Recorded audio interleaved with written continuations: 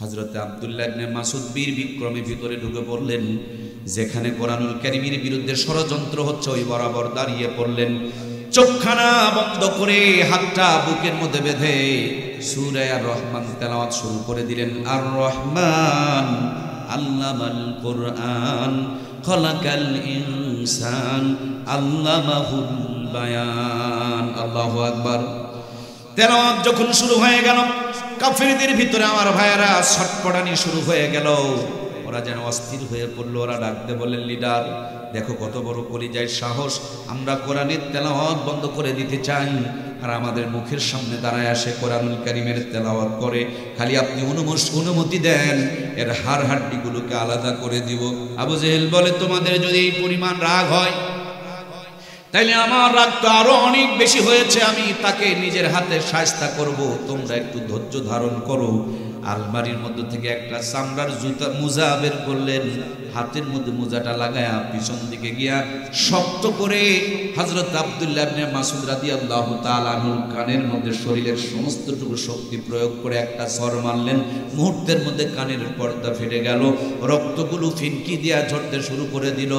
নবীজির সাহাবী হযরত আব্দুল্লাহ ইবনে মাসউদ রাদিয়াল্লাহু তাআলা আনহু কান্না করতে করতে নবীর দরবারে রওনা করে দিলেন। আল্লাহর হাবিব একবার বসতেছিলেন আর একবার উঠতেছিলেন, না জানি আমার সাহাবী আব্দুল্লাহ ইবনে মাসউদের সাথে কোনো খারাপ আচরণ করা হইতেছে। এক পর্যায়ে যখন কাছাকাছি চলে গেলেন, আমার ভাইয়েরা নবীজি কানের মধ্যে হাত লাগানো আব্দুল্লাহ ইবনে মাসউদকে দেখলেন আর রক্তগুলো টপ টপ করে পড়তেছে গড়ে গড়ে, আর মক্কার জমিনকে লাল করে ফেলতেছে। আল্লাহর হাবিব বুকে জড়িয়ে নিলেন, জবান থেকে জান্নাতি থুতু মোবারক বের করে হযরত আব্দুল্লাহ ইবনে মাসউদের কানের মধ্যে লাগায়া দিলেন। মুহূর্তের মধ্যে শিলায় লাগলো না, অপারেশন লাগলো না, মলম দেওয়া লাগলো না।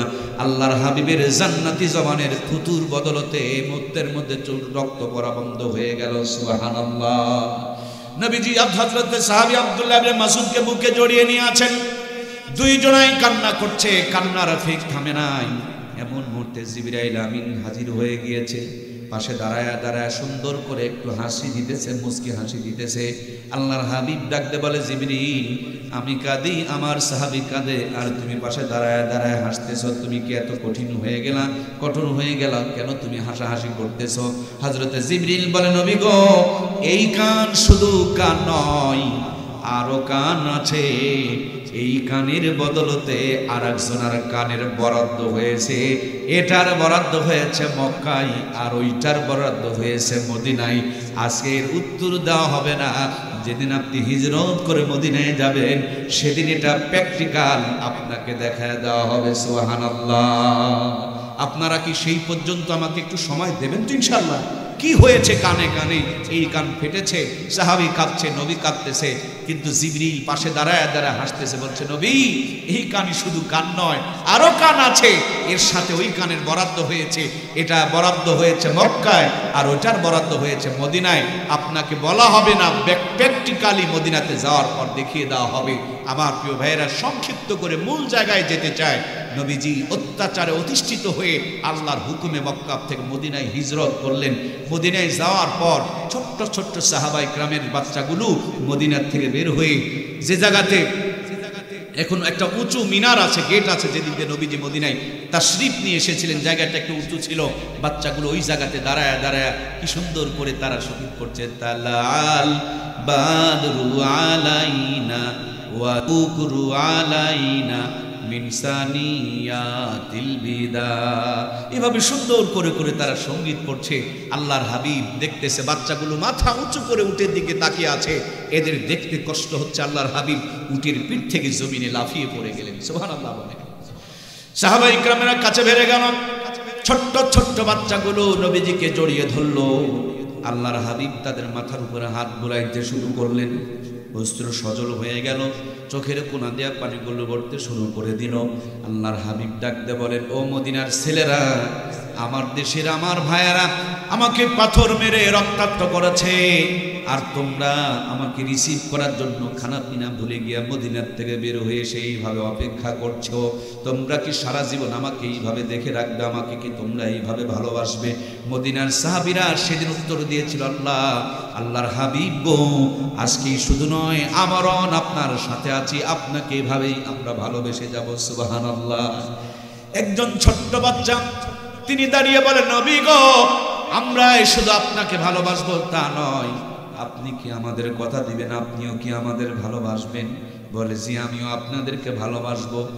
আল্লাহর হাবিব বলেন, তোমরা কি কোনোদিন আমাদেরকে ছেড়ে যাবে না? ছোট্ট বাচ্চারা বলে, না, কোনোদিন আপনাকে ছেড়ে যাব না। আরো একজন বাচ্চা উঠে দাঁড়ায় বলে, নবী গো, আমরা তো যাব না, আপনি কথা দেন আপনিও যেন আমাদেরকে ফেলে কোনোদিন মদিনা ছেড়ে যায় না। সুবহানাল্লাহ বলেন। আল্লাহর হাবিবের কাছে দুইজন সাহাবী জিজ্ঞেস করলেন, ওগো নবী, আপনার প্রতি ব্যাপক পরিমাণ জুলুম অত্যাচার নির্যাতন হয়েছে, সবচেয়ে বেশি কে আপনার প্রতি জুলুম করেছে? আল্লাহর হাবিব বলেন, আবু জেহেল আমার প্রতি সবচেয়ে বেশি জুলুম করেছে। ছোট্ট দুইটা ভাই হাতে হাত দিয়া তারা প্রতিজ্ঞা করলেন, আমার নবীর কষ্টের বদলা যতক্ষণ পর্যন্ত না নিতে পারবো ততক্ষণ পর্যন্ত আমরা ক্ষান্ত হব না, আমরা দম নিব না। মদিনাতে যুদ্ধের জন্য ঢঙ্কার বেজে গেল, এলান হয়ে গেল। আল্লাহর হাবিব মাপকাঠি দাঁড়িয়ে তার টাঙায় দিলেন। সমস্ত সাহাবায়ে কেরাম রাদিয়াল্লাহু তাআলা আনহুরা মাপকাঠি নিচে দাঁড়াইতে শুরু করলেন। ওই ছোট্ট দুইজন সাহাবী মুআয আর মুআব্বিস চলে আসলেন, কিন্তু মাপকাঠির নিচে দাঁড়া হচ্ছে না।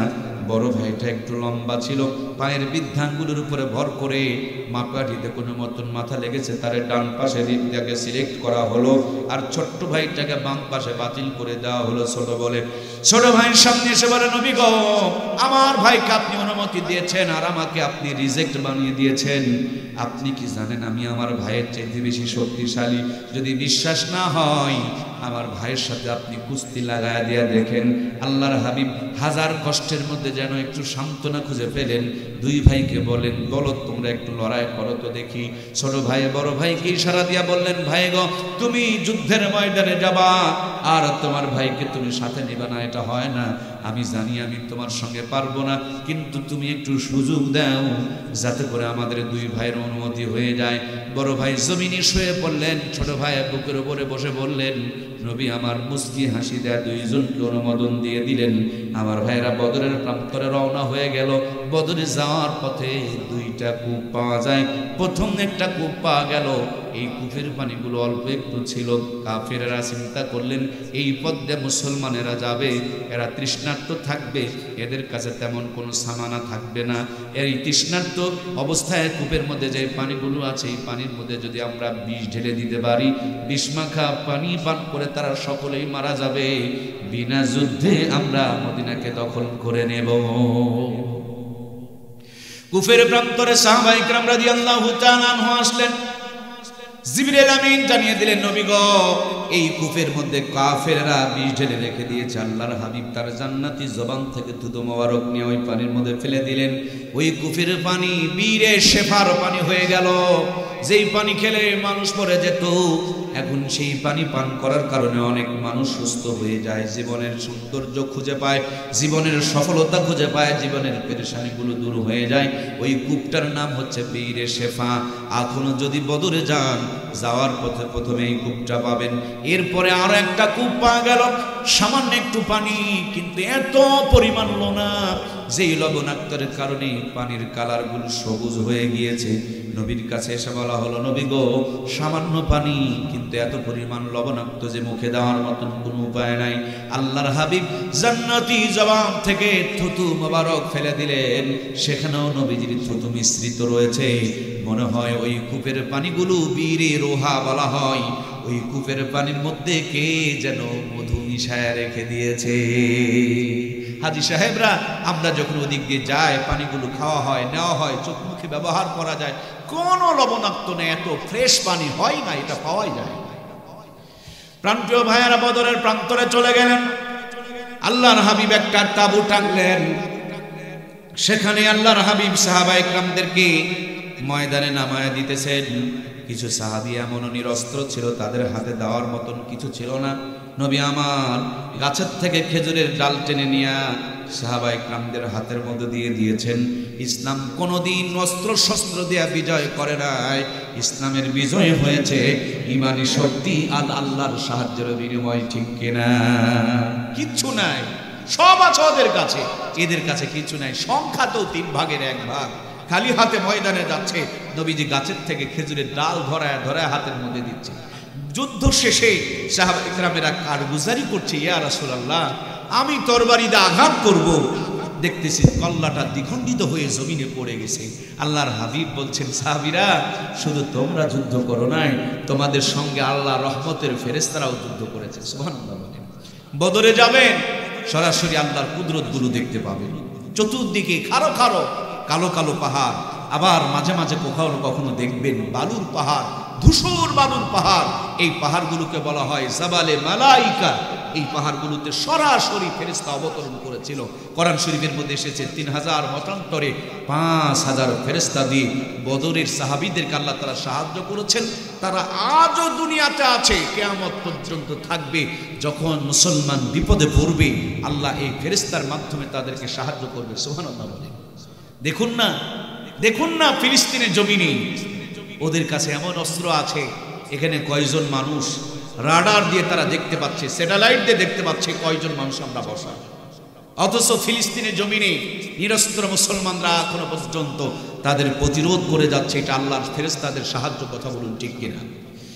সম্মানিত প্রিয় ভাইয়েরা আমার, এই তো 2024-এ যখন বুলেট দিয়ে ঝাঁঝরা করা হচ্ছিল, হাজার হাজার তাজা প্রাণগুলো ঝরে ঝরে পড়তেছিল, তখন তারা বুক টান করে দিয়েছে। কোনোদিন পাল্টা আঘাত পর্যন্ত করতে পারে নাই। এই বাংলার জমিনেও যে 24-এর স্বাধীনতা, এর পিছনেও মহান আল্লাহ তাআলার আল্লাহর পক্ষ থেকে রহমত আর বরকত আছে না নাই? কিন্তু 100 চলে গিয়েছে, আবার কিছু মানুষ ওই চেয়ারে বসে চুরি করার পরিকল্পনা করছে। কথা বলুন ঠিক কিনা? স্বাধীনতা করা সহজ, কিন্তু স্বাধীনতা রক্ষা করা বড় কঠিন। স্বাধীন তো এটাই শুধু নয়, এর পিছনেও স্বাধীন আছে 4টা। পিছনে স্বাধীন হচ্ছে স্বৈরাচারের স্বাত্যাচার থেকে, পাকিস্তান থেকে, এরপর আমার ভাইয়েরা ব্রিটিশদের থেকে, ইংরেজদের থেকে। এত স্বাধীন হয় 40-80 বছরের ভিতরে 4 বার স্বাধীন হলাম, সব স্বাধীনতা হারিয়ে গেল। এক চোর চলে যাওয়ার পর বড় চোর ক্ষমতায় বসে যেই অন্ধকার থেকে এসেছি তার চাইতে বড় অন্ধকারে পৌঁছায় দিল। জাতি যদি আগামী দিনে সমস্ত অন্ধকার এবং জুলুম থেকে বাঁচতে চায়, জাতির গুরুত্বপূর্ণ চেয়ারগুলোতে কোরআন সুন্নাহর আদর্শের মানুষগুলোকে বসানোর দরকার আছে না নাই? আমরা যদি কোরআন সুন্নাহর আদর্শের মানুষগুলোকে বসাইতে না পারি, ওভার চ্যালেঞ্জ করে বলে যাচ্ছি, বুকের তাজা রক্ত দিয়ে লিখে দিয়ে যাব, যে অন্ধকার থেকে বের হয়েছেন এর চাইতে 3 গুণ অন্ধকার সামনে অপেক্ষা করছে, ঠিক কিনা? সুতরাং প্রিয় ভাইয়ের আমার, আগামী দিনে দেশ এবং জাতিকে বাঁচাতে হলে কোরআন সুন্নাহর আদর্শের মানুষগুলোকে রাষ্ট্রপতির চেয়ার থেকে নিয়ে মেম্বরের চেয়ার পর্যন্ত সেট আপ দিতে হবে, নইলে স্বাধীনতা 3 দিনে লাস্টিং করবে না। কথা বলুন ঠিক কিনা? এজন্য প্রাণপ্রিয় ভাইয়েরা আমার, চলুন সামনের দিকে চলি। সাহাবায়ে কেরাম রাদিয়াল্লাহু তাআলা আনহুম ময়দানে ঝাঁপিয়ে পড়লেন। ঘুমসান লড়াই হতে শুরু করলো। হযরত ওমর ফারুক রাদিয়াল্লাহু তাআলা আনহু বলেন, সেদিন নবীজির গায়ে সাদা চাদর ছিল। আল্লাহর হাবিব সাল্লাল্লাহু আলাইহি ওয়াসাল্লাম ময়দানে সাহাবায়ে কেরামদেরকে নামায়া দিয়া সিজদায় লুটিয়ে পড়লেন। চোখের পানিগুলো ছেড়ে দিয়া রোনাজারি শুরু করে দিলেন। আল্লাহর কাছে কাঁদতে শুরু করলেন, আল্লাহ তোমার সাহায্য ছাড়া কোনো সাহায্য নাই। আমার জীবনের যতটুকু মেহনত সবটুকু নিয়ে আমি বদরের প্রান্তরে হাজির হয়েছি। মাত্র 313 জন আমার সম্পদ। তুমি এখান থেকে ইসলামকে নিভায়া দিতে পারো, আবার এখান থেকে তুমি ইসলামকে গোটা দুনিয়াতে ছড়ায়া দিতে পারো। একদিক থেকে সাহাবায়ে কেরামের রক্ত ঝরেছে, আর একদিক থেকে নবীজির চোখের পানি পড়েছে। দুইটার বিনিময়ে ইসলামের প্রথম বিজয় অর্জন হয়েছে। আজ মুসলমানের রক্ত ঝরে কিন্তু যায় না, আমাদের চোখের পানি পড়ে না। এই জন্যই আমরা গোটা দুনিয়ায় বিজয় অর্জন করতে পারছি না। কথা বলুন ঠিক কিনা? এই জন্য প্রাণপ্রিয় ভাইয়েরা আমার, আল্লাহর হাবিবের সাহাবায়ে কেরামরা যুদ্ধ করছেন। যুদ্ধ এক পর্যায়ে শেষ হয়ে গেল। আমি সেই শোয়ার পূর্বক্ষণে ওই ছোট্ট দুইজন সাহাবী মুআজ এবং মুআব্বির সামনে এসে আব্দুর রহমান ইবনে আউফ রাদিয়াল্লাহু তাআলা আনহুকে বললেন, চাচা যান কোনটা আবু জেহেল, আপনি কি দয়া করে আমার একটু দেখায় দিবেন? উনি বিরক্ত হয়ে বললেন, ওই যে দেখো ঘোড়ার পিঠে চড়ে নেতৃত্ব দেয়, এটাই হলো আবু জেহেল। চিল পাখি যেমন আকাশ থেকে ছবল দিয়া পানির ভিতরের মাছ ধরে নিয়ে চলে যায়, তেমনি যেমন একটা সবল দিয়া আবু জেহেলের ডান পায়ের উরুর উপরে আঘাত করলেন, চিৎকার দিয়ে জমিনে পড়ে গেল। পিছনে ছিল আবু জেহেলের সন্তান ইকরামা, আঘাত করলেন হযরত মুআজের ডান হাতে, হাতখানা কেটে গিয়েছে কিন্তু একবারে খুলে পড়ে যায় নাই। কাটা হাত নিয়ে যুদ্ধ করতে বড় কষ্ট হয়, ডান হাতকে হেলে পায়ের নিচে দিয়া একটা টান দিয়া হাতখানাকে দ্বিখণ্ডিত করে ফেলে দিলেন। জমিনে থরথর করে হাতটা লাফাইতেছে, আর বাম হাতের মধ্যে তরবারি নিয়ে দ্বীনের জন্য, ইসলামের জন্য, আপনার আমার কাছ থেকে কালেমা পৌঁছানোর জন্য তারা সংগ্রাম করেছে। আর বর্তমানের মুসলমান নামাজ নাই, কোরআনের তেলাওয়াত নাই, মুসলমানদের পক্ষেও নাই, ইসলামের বিপক্ষে সিল মেরে ইমানদার দাবি করে। কথা বলুন ঠিক কিনা? আমাদের সামনে যখন ব্লেড বক্স আসে, সেখানে প্রতীক দেওয়া থাকে, একটা কোরআনের পক্ষে, একটা নৌকার পক্ষে, কথাকে বোঝা যাচ্ছে, আর একটা ধানের শীষের পক্ষে, একটা হলো নাঙ্গলের পক্ষে। আমি বুঝি না, এই চাচা চাচা বাবজান কই যান? আউন যাবে বন যাবো, কিন্তু জাউন যাইব না। বসুন, কষ্ট হচ্ছে কি আপনাদের? এখানে 4টা প্রতীক দেওয়া আছে, 3টা দুনিয়াওয়ালাদের, আর একটা প্রতীক যেটা দেওয়া থাকে সেটা কোরআনওয়ালাদের। কথা বলুন ঠিক কিনা? আমি বুঝি না একজন মুসলমান কি করে কোরআনের পক্ষে ছাড়া অন্য জায়গায় সিল মারতে পারে। কোরআন বাদ দিয়ে যদি অন্য জায়গায় কেউ সিল মারে, কি করে সে নিজেকে ইমানদার দাবি করে? তুমি কোরআন চাইলা না, অন্য জায়গায় সিল মারলে তোমার ইমান কোথায়? আল্লাহ বলছেন, ওমা ইয়াবতাগি গায়রাল ইসলাম দীনান, ইসলাম ছাড়া আমার কাছে কোনো কিছু গ্রেট হবে না। তুমি অন্যটাকে গ্রহণ করলা, আবার মুসলমান দাবি করলা। আমাদেরকে আল্লাহ বানিয়েছেন, আমরা কেমনে ভালো থাকবো সবচেয়ে বেশি জানেন কে? এর জন্য আমাদের জীবন বিধান নাম করলে নাম কুরআন। কিছুদিন পর একজন এসে বলল, না আমার নৌকায় চড়ো, নৌকায় ভালো। জাতি কোরআন বাদ দিয়ে নৌকায় চড়ে পড়ল। কষ্ট নিচ্ছেন নাকি? এই কয়েকজন কষ্ট নিন, কষ্ট নিচ্ছে, কথা বলছে না। আজকে যখন বৈকালবেলা আসতেছিলাম, তখন মহিলারা গল্প করতেছে, হুজুরা খালি রাজনীতি, রাজনীতিও কওয়া পায় না, আজনীতি। এ ভাই কই যাচ্ছেন? ও হ্যাঁ, আঙ্গুল দেখা যাবে না, 1 আঙ্গুল 2 আঙ্গুল, একটা মানুষও নড়া যাবে না। কষ্ট হচ্ছে নাকি? আমার অধিকার আছে আপনাদের উপরে, আপনার অধিকার আছে আমার উপরে। দয়া করে 2-4 কথা শোনেন, জীবন পরিবর্তন হয়ে যাবে। আল্লাহ আমাদের পরিবর্তন দান করুন, বলুন আমিন। মায়েরা যাচ্ছে, বলছে হুজুরা খালি এখন আজনীতি করে। কিরে বাবা, আজনীতি মানে কি? সুদখোর, ঘুষখোর, দেশ চুরি করে তছনছ বানায়া দিবে, হক কথা বললে রাজনীতি হয়ে যাবে, মানেটা কি? রাজনীতি মানে রাজার নীতি। রাজার রাজা, মহান রাজা, সবচেয়ে বড় রাজা কে? তো আমি তার নীতি করব না তো তোমার নীতি করব নাকি? কষ্ট পেলেন মনে হয়। কার নীতি করব বলুন? আল্লাহ নীতি করব। ওয়াইদ ক্বালা রাব্বুকা লিল মালাইকাতি ইন্নী জাইলুন ফিল আরদি খলিফা। আল্লাহ গোলাম বানায়া তোমাকে আমাকে পাঠায় না, আমাকে নেতা, তোমাকে আমাকে নেতা বানায়া দুনিয়াত পাঠাইছে আল্লাহ। কথা বলুন ঠিক কিনা? নেতা তুমি কোরআন বাদ দিয়ে অন্য জায়গায় সাপোর্ট করে নিজেকে ইমামদার দাবি করো, এটা ইমানের মিথ্যা দাবি। কথা বলুন ঠিক কিনা? মদিনায় একজন নামাজ পড়তো, রোজা করতো, হজ করতো, জাকাত দিত, কিন্তু নবীজিকে রাষ্ট্রপতি হিসাবে মেনে নিতে পারত। লোকটার নাম ছিল আব্দুল্লাহ ইবনে উবাই ইবনে সুলুল। সে ছিল মুনাফিকের লিডার। আর মুনাফিকদের জায়গা হলো জাহান্নামের সবচেয়ে নিচে, উপর তপার জাহান্নামের রক্তপুজ, নিস্তবকায়, নিস্তবকাটা নিস্তবকায়, এ করতে 7 মর্তবার শেষের তবকায় যারা থাকে তারা হলো মুনাফিক। অপরাধ কি? সব মানত, নামাজ, রোজা, হজ, জাকাত সব মানত, কিন্তু লিডার হিসাবে মেনে নিত না। এই জন্য সে যদি মক্কার বড় মুনাফিকের লিডার হতে পারে, মনে করেন আমি নামাজ করি, রোজা করি, হজ করি, জাকাত দেই, কিন্তু ইসলামী হুকুমত চাই না, ইসলামী জীবন ব্যবস্থা চাই না, তাহলে এই জামানার কি আমি টাটকা মুনাফিক নয়? কথা বলুন, হয় কি নয়? আমার প্রিয় ভাইয়েরা, তাহলে আমরা কি মুনাফিক হয়ে থাকতে চাই? যতদিন বেঁচে আছি ইসলামী হুকুমত প্রতিষ্ঠিত করার পক্ষে আমরা থাকবো। আল্লাহ আমাদেরকে কবুল করুন, বলুন আমিন। আমরা জানি হযরত ইব্রাহিম যখন আগুনের ভিতরে, তখন মজার 2টি ঘটনা ঘটেছিল। কষ্ট নিচ্ছেন ভাইয়েরা? একটা প্রাণীর নাম হলো ব্যাঙ। সে পানি ছিটায় দেয়, ছিটায় দেয়, ছিটায় দেয়, জিজ্ঞেস করা হলো এমন করো কেন? বলে ইব্রাহিম আলাইহিস সালামকে বাঁচানোর জন্য। ব্যাংকে বলা হলো, ব্যাং রে তোমার এতটুকু পানি দিয়ে তো ইব্রাহিমকে বাঁচানো যাবে না। বলে বাঁচবে কিনা এটা আমার সাবজেক্ট না, আমার যতটুকু ক্ষমতা চেষ্টা করে যাব, এটাই হলো আমার দায়িত্ব আর কর্তব্য। কথা বলুন ঠিক কিনা?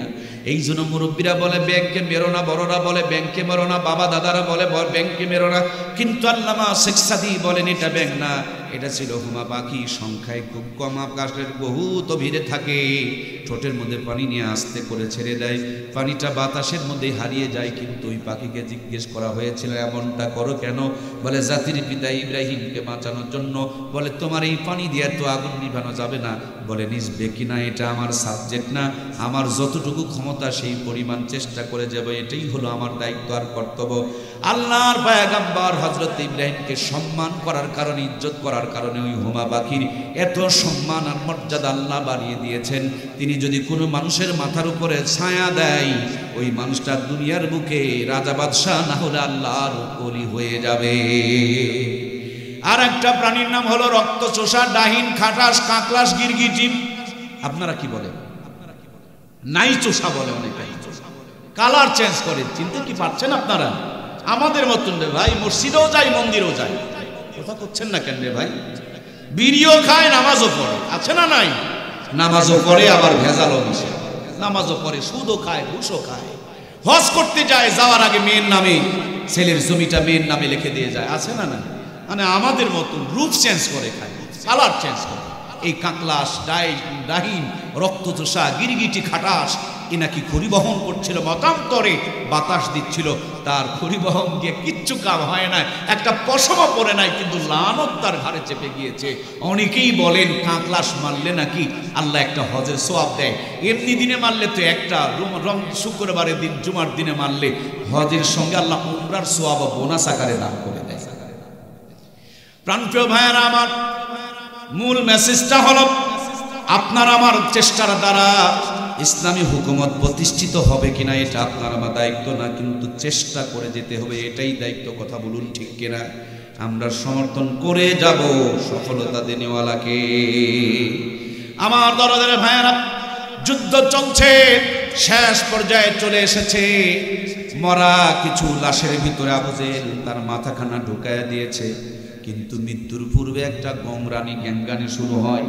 ওই গমরানি শুরু হয়ে গিয়েছে, পা খালি ঝাপটাই, আর গমরানি তুলেছে, মুখ দিয়ে ফেনা বের হচ্ছে। ওই পথ দিয়ে হযরত আব্দুল্লাহ ইবনে মাসউদ রাদিয়াল্লাহু তাআলা আনহু যাচ্ছে, তাকায় দেখে কে যেন পা ঝাপটাই, আর গমরানির শব্দ পাওয়া যায়। কাছে গিয়া পা ধরে টান মেরেছে, এবার লাশের ভিতর থেকে মাথাটা বের হয়ে এসেছে। তাকায় দেখে লিডার লুকানোর জন্য গর্ত পায় নাই, ইঁদুরের খালও পায় নাই, লাশের ভিতরে মাথা ঢুকায় আছে। কোরআনের বিরোধিতা যারা করেছে, যুগে যুগে তাদের পতন এমনি ভাবে ঘটেছে, ঠিক কিনা? আজও বাংলার জমিন থেকে কোরআনকে যারা ব্র্যান্ড করে দিতে চেয়েছিল, তারা এখন ব্র্যান্ড হয়ে গিয়েছে। কথা বলুন ঠিক কিনা? যারা চেয়েছিল কোরআনুল কারীমকে উৎখাত করতে, তারা অটো উৎখাত হয়ে গিয়েছে। যাদের ভয়ে আলেম ওলামা বাড়িতে ঘুমাতে পারে নাই ধানের জমিনে। কথা বলছেন না কেন? এত তাড়াতাড়ি ভুলে গেলে হবে না। নামাজ পড়েছে ইমামের পিছনে, আবার দোকানে গিয়া ষড়যন্ত্র করে মামলাও ঠুকেছে। কথা বলেন না কেন? আমার প্রিয় ভাইয়েরা, আলেমদের চাইতে খারাপ মানুষ দুনিয়াতে একজনকেও তারা বানায় নাই। ধর্ষণকারী 100 মেয়েকে ধর্ষণ করে মিষ্টি খেয়েছে, তাদের মাথায় হাত দিয়ে বলে, বাবু এগুলো করতে হয় না, এই সোনার ছেলেরা দুষ্টামি করতে নেই। আর কোরআনের পাখির নামে ধর্ষণের মামলার রায় দিয়া ফাঁসি ঘোষণা হয়েছে, ঠিক কিনা?